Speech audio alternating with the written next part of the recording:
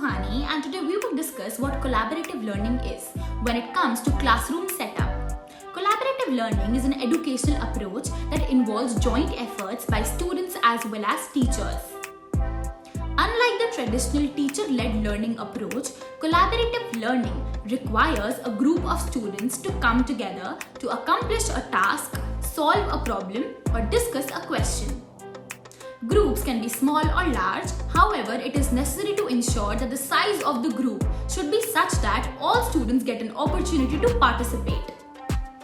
Moreover, it is essential to understand here that students in a particular group may work together on a single task or on separate tasks that contribute to the overall goal.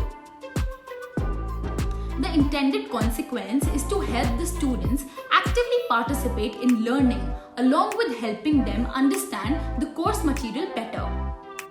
Adopting this approach not only leads to improved relationships among the students but also makes them more accountable as their contribution directly impacts the group's performance. However, for collaborative learning to be effective, teachers must carefully design the tasks and activities. By adopting a structured approach, students must be encouraged to discuss and interact with each other to ensure that learning goals are achieved.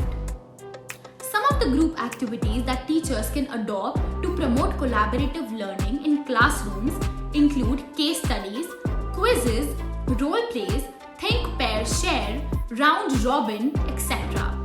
So this was all about collaborative learning in a classroom setup. In case you have already adopted this approach in your classrooms, do let us know in the comment section which activity works best for you.